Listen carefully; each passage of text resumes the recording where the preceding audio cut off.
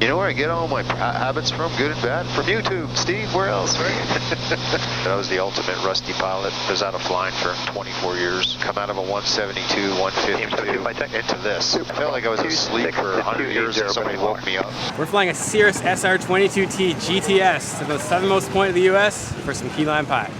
But it wasn't all sunshine and lollipops. We had TFRs to deal with, and Jim was going to put my feet to the fire regarding my slow progress on my instrument rating. You're going to be taking IFR training soon, right, Steve? I'm in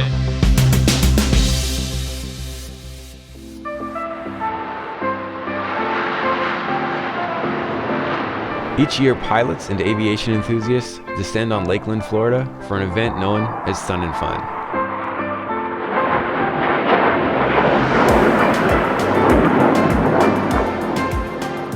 To most of us, it's a great way to kick off the air show season.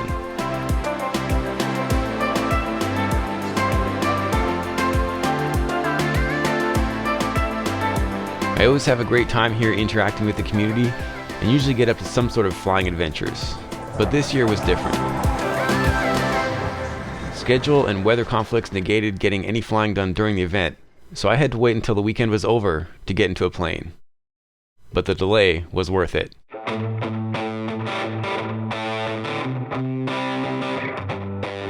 Jim Stroh is a friend and longtime Flight Shop supporter. I was transitioning back into flying, and I was searching on the internet for learning what other people were going through, specifically how to land. And you were having the same exact trouble I was.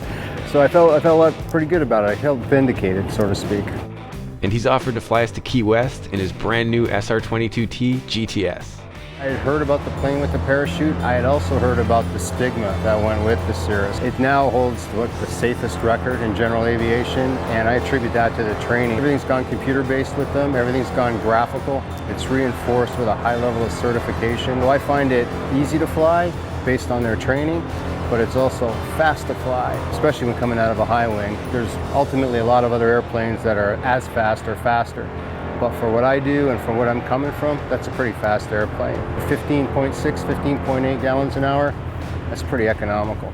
Today's flight will take us over water, and Jim impressed me with a very thorough pre-flight briefing and laid out a detailed plan. 32 minutes of our flight will take us over water. So this is standard preparation. We'll each be wearing one of these inflatable vests.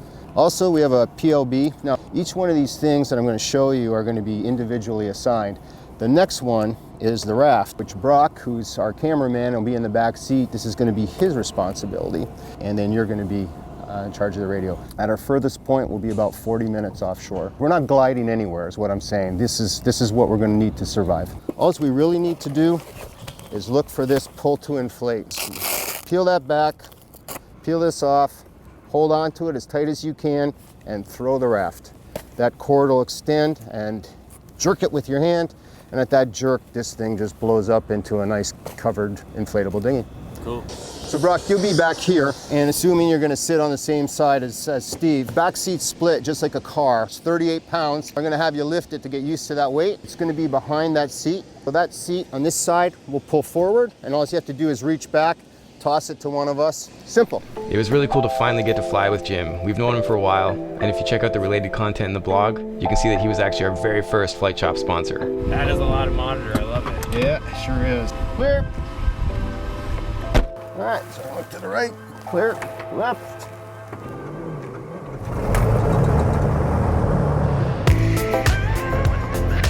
.3 for departure, squawk 5630. Check 1, 2, you got me. I'll get you here. So the first thing I like to do is check the autopilot while I'm on the ground. Make sure it's responding to heading changes. I'm also going to check our vertical speed. Make sure going up and down the way we're supposed to. And like all things Cirrus, there's a checklist for everything. Alright, doors, caps, handles are checked, seat belts. Alright, so we got all that set, and we're set to go there. So we're flying IFR today, and I'm going to anticipate we're going to get an ADIZ file, because this is a pretty standard route to Key West. And the iPad through ForeFlight is Bluetooth with flight stream to the G1000, so it makes loading the flight plan up and down almost effortless. So I'm going to send my flight plan to the panel. It's up on the panel. I'm going to accept it, and I'm going to check it once I accept it. And there it is. So we're set to go. I guess I probably over-prepare for most trips, but this is my sanity check that I've double-checked the frequencies, I'm comfortable with them, and I'm set to go.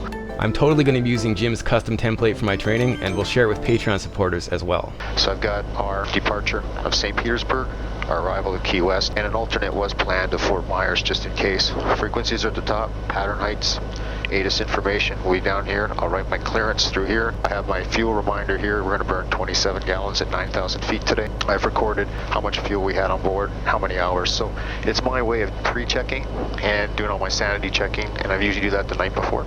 Pacific Ground, Cirrus November 161 Whiskey Hotel with Whiskey, IFR to Key West, Kilo Echo Whiskey.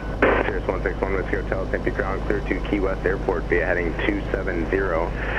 Radar vectors, Sarasota, Victor 579, Lee County, Victor 225, direct, maintain 1,600.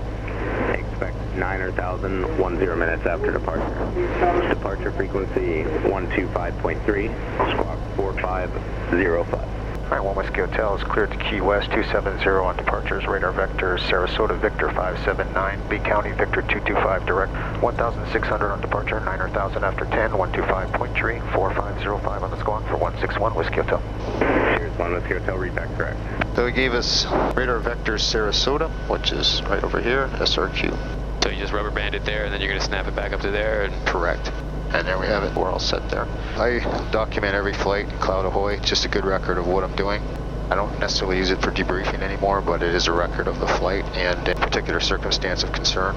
So now everything's integrated to ADSB, so anything that's coming in through ADSB, weather-wise, traffic, it'll be displayed on this. Ground Cirrus 161 Whiskey Hotel with Whiskey signature ready taxi. Cirrus 1 Whiskey Hotel, St. Pete Ground, runway 36 Alpha 5, taxi Alpha. 36 Alpha 5 Alpha 1 Whiskey Hotel. Well, glad you guys can make it today. oh man, thanks for making it happen. Pretty awesome way to end a trip. Yeah, enjoy some nice weather, right? Alright, I'll run up here. So the idea here is to get around 1700 and then load up the electrical. So right now I'm looking at the alternator, I'm looking at the batteries, everything's stable. I'll turn on the pitot heat so you can see the alternator's compensating for it, so everything's working and pitot heat's verified. Next thing is a little mag check, pretty standard. So on the right mag, looking for EGTs rising. And we note 1640, 1650, well, the governor is dropping the RPM a little bit now. Everything's normal. Our checklist. So flaps back down, verified check. 1,600 and 270 set on the bug. We're all set. These are all the lights that I did check. Landing lights on for takeoff. One more time on the flight controls. All set. Trim. Heads now adjusted.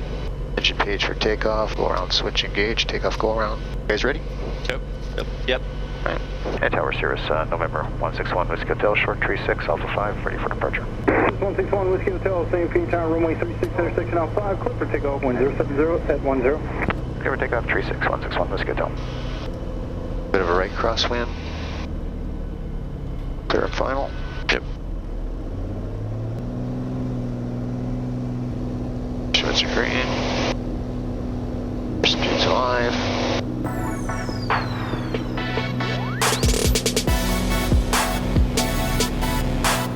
Flaps up. Traffic, 6 o'clock, same altitude, less than 1 mile. It's Tampa Bay. Tampa's off to your right. Clearwater to your left. So it's going to be severe clear all day? I didn't look at the weather. Yeah, pretty much. And 1 Whiskey Hotel, climbing 900, 270. 1 Whiskey Hotel, contact Tampa departure, nice day. Over departure, 1 Whiskey Hotel, you as well.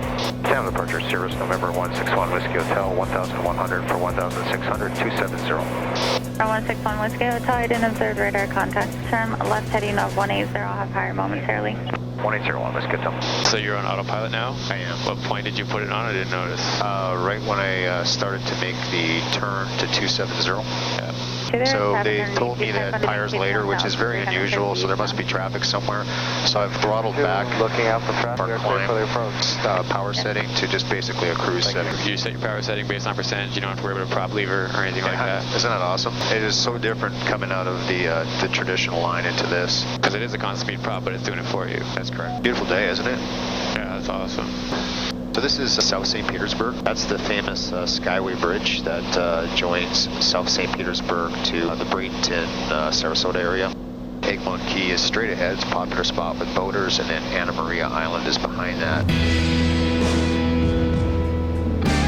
taking IFR training soon, right, Steve? I'm in it. That's for 98,000 people that just went yes, Steve. I'm on frequency 119 or 65. I'm 5,000 on heading to 220, and then I'll write the time down that I was given that. If anything changes here, I know what to go back to. So yeah, Jim knows I've been working forever toward my instrument rating, and on this flight, I'm just really going to sit here and try to absorb everything I can, because he's really on point. It's so smooth. It's like being on rails up here. Number 4 Yankee Papa Tramp got a TFR over Sanibel. Once you're north of that TFR, I'll have on course. So that's a TFR that we're dealing with, which is a temporary flight restriction. So these things just pop up, and if you don't get your NOTAMs, if you don't get a flight briefing, November 2 kilos here, you can miss that. And if you bust it, you're going to have a friendly F-16 on your way. I'm in 18. What my briefing entails is I do one the night before, which is where I picked that up because Vice President Pence landed yesterday about 4 o'clock. So I picked that up. I obviously do a pre-briefing, and then today I happen to contact flight service and got a supplementary explanation of what's going on here, just because I wasn't totally clear. So would you just call those presidential TFRs? And then, yeah. The route today took us from St. Petersburg down to Fort Myers, and from Fort Myers we cut across the Gulf into Key West.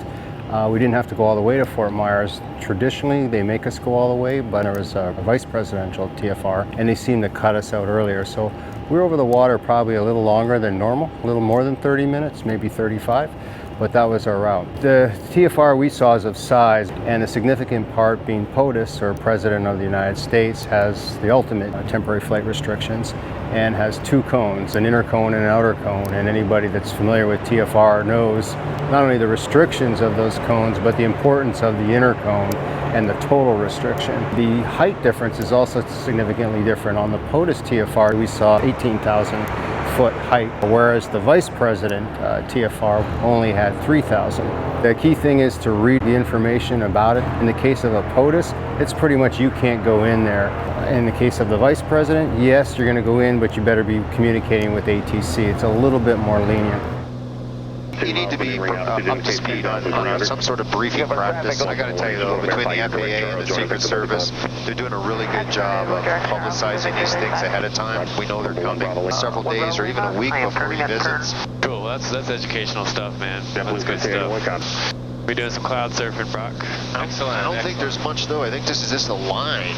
Yeah. And then that's it. We're done. How you gauge the sky conditions, you can see the reflections in the water. And I'd say they're scattered to almost broken under this line. But if I look beyond the line, I can't see any shadows in the water. So that's why I'm thinking we're clear beyond this line. One little band here. Yep. Also noteworthy is I'm always scanning for boats. So if we did have to do something, where are we going? So I see one there, and we'll probably see a lot more as we get further down. Likelihood they're coming this way now. The weekend's over. Well, you want to go near a boat so that you have someone that may help you, right? Hopefully. Yeah. Is that like a mariner code that you kind of understand that you want to try to help anyone that looks like they're in distress? Yeah. This aircraft will be unique. I would try and glide as close as I can, but at some point I'm going to pull the chute. When pull the chute launches a rocket, they're going to hear a very loud bang as that rocket shoots, and then they're going to see us with something trailing. And then when that chute opens, I don't think you can miss us. Right, so the forced approach procedure in a Cirrus is pull the chute. Pull the chute. Yeah. But the most logical way is if you don't have any other strategies, that's what that's for. That's why I pull this off so it's readily available. You as a passenger would be looking for it. Anybody in this aircraft can pull it. You'll grab this, bend it down with 2 hands. It's about 30 pounds of pull. Just pull firm. And then that's it. She launches. Another thing that's unique to this series of G1000 is this blue level button, which you probably heard a lot about. If I were to become incapacitated or for whatever reason I lose control of the aircraft, just by pushing that, autopilot engages, levels out the wings, and you're going to hold level flight. Let's start to pick up the ADIZ now from the US airport. Tower information, Hotel 1453 Zulu, wind 020 at 7, visibility 10, few clouds at 4,000, temperature 25, 2.14, altimeter 3009er, visual approach, runway 9er in use. Caution, increased bird activity on and in the vicinity of the airport. So with IFR, to save some time, when they switch us over to Navy, I'll tell them I have hotel. Just save time. Because he's going to come back and say, do you have hotel? Yeah. I notice you don't say with you, which is cool, because I think that's a habit that a lot of guys have that controllers typically don't appreciate. You know where I get all my habits from, good and bad? From YouTube. Steve, where else, right? So I'm always trying to stay a little bit ahead. So I know Navy is, our next handoff from Miami is to Navy. So I've got the Navy frequency in. And once we go to Navy, I'll be substituting that with the tower for Key West. We've already picked up our ADIZ, so I will come down here, hit the comm button, move the cursor down to this one, and I will flip. So we've got our ground frequency ready to go once we land. Technically, we're on the international side of the U.S. waters. These are the warning areas where the military's, out flying for the naval base in Key West. For more information on flying over international waters, visit flightshops.com for the related blog post about this episode, but bottom line, this is a lot more difficult to do VFR, which is why we're flying IFR. Blade Runner technology is real. So we've reprogrammed in our route, and the computer is giving us a virtual highway in the sky to fly through. A lot of pilots have an opinion on that box. I've left it on. It doesn't bother me. Some guys don't like it. Some guys do. Yeah, I think it's a fun novelty. I don't know if I would leave it turned on or not, but I guess at a glance it really does help show you that not only are you on heading, but you're on altitude. Jim and I both share a mission to be ambassadors for general aviation. And I've found people sitting here looking at the fence, and I know what they're doing, and I've walked up and I've offered them a ride. They will always deny the ride, always. And so I'll say, well, come on, look at the plane. And I give them my card. I said, can I call you? And I've called them back. I've gotten 2 takers, 2 out of 4, 50% ratio. And he's not kidding. Jim is actually seriously offering to take someone watching this video to fly the same flight. So if you're interested, visit flightshops.com. If anything that I'm trying to help with GA, it's to get guys back into flying again. And a rusty pilot has a lot of definitions. They usually associate it with older pilots that don't fly anymore. But even you yourself, when was the last time you're in a 172? How comfortable do you feel?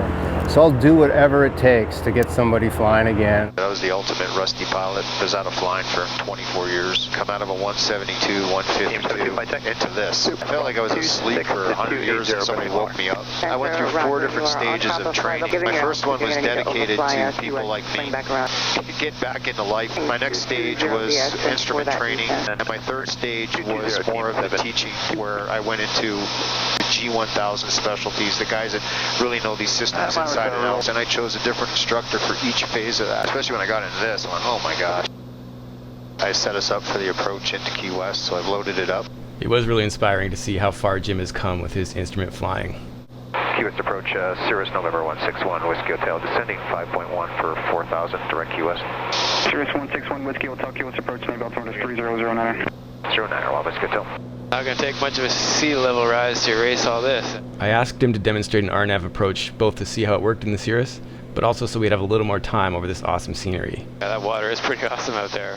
Really turquoise now, isn't it? Oh yeah. Team 72 will be... So I'm in GPS mode to direct jets, and when I hit jets, I'm going to hit heading mode. I've already got it preset to 180. Key West Tower, Cirrus November 161, Whiskey Hotel, RNAV, runway 9 full stop. Cirrus 161, Whiskey Hotel, Key West Tower, Port Busby inbound.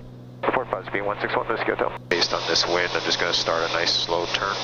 And I've got approach engaged here, so it will pick up the approach. So now I'm a little fast, so I'm going to start slowing down again. Rich, get prepared, seatbelts are on, everything's good. You good back there, Brock? Oh yes. So is this the furthest south point in the U.S., is that right? Correct. Yeah. We're coming alive here, so now what we'll do is we'll help the autopilot a little bit. We'll drop 1 notch of flaps. Now I'm going to be looking for about 110 knots. Delta taxi to Park Alpha 6. Speed's looking good, still on the markers. 1 Whiskey Hotel, runway 9, clear to land. Clear to land, runway 9, Whiskey Hotel. Minimums. Gauge autopilot. Drop final notch of flaps. Push down, stay on the glide. So approach speed in a Cirrus about 80 knots. So I'm just gradually bleeding that off. I'm keeping that nose down, pointed at the numbers, just watching the speed. But it looks like we're pretty close to 80 knots. Got Turkey Vulture to your right. Yep. And he's coming at us. There he goes, alright.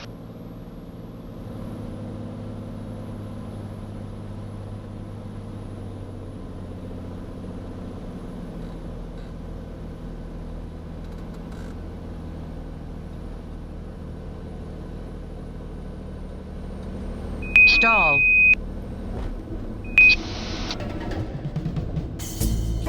Very nice. So thanks again to Jim for taking me flying, and definitely if you want to do this flight, visit flightshops.com for your chance to do it with him. And thanks to sponsors and Patreon supporters for helping us create this content. I definitely couldn't do it without you guys. And beyond entering your chance to win the flight with Jim, you can also check out over 100 back catalog episodes at flightshops.com. In the meantime, keep your flight chops sharp. So, after being out of it for 24 years, struggling to get back into it, seeing you on YouTube, and now to 500 hours, somebody's getting the credit for it, and it's not me, so I'm going to give part of it to you. I appreciate that. Yeah.